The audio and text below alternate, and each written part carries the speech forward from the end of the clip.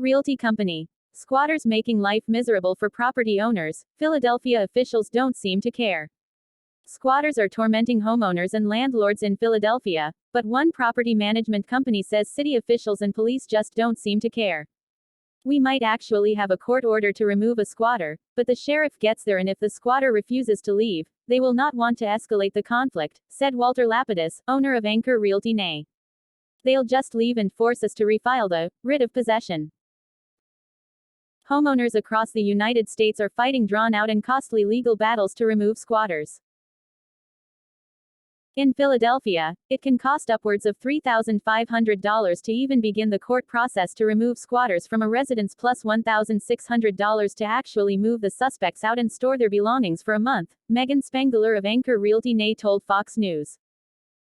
We're dealing with almost a year to get these people out, Spengler said.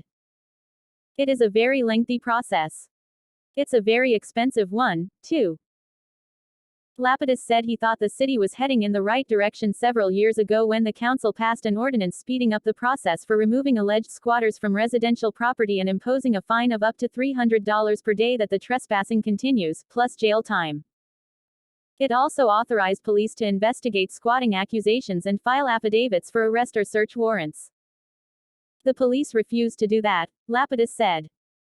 And the process itself has actually only gotten longer rather than shorter. So there is no enforcement of this. And in fact, most of the people you ask today don't even know that this bill was ever passed. The Philadelphia Police Department did not respond to questions about its process for responding to squatting reports.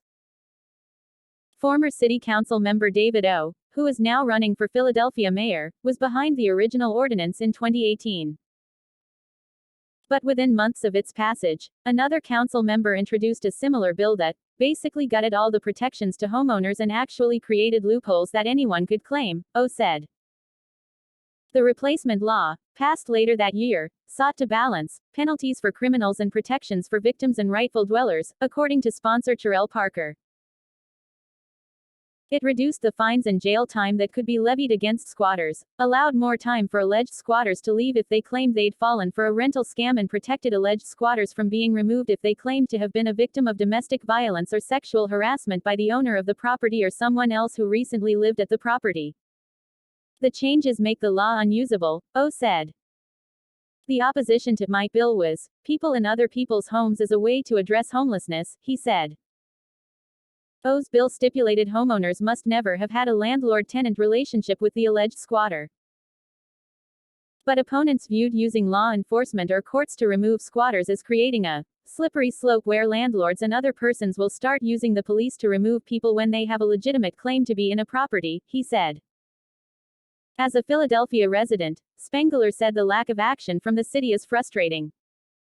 I'm one of these people that live in these neighborhoods, she said. I have to deal with squatters and people you're locking out, and they don't care about the neighborhood. She added, I don't think the citizens know what they're getting into when they're voting for our public officials. Certain people are out for our best interests and a lot of them are not.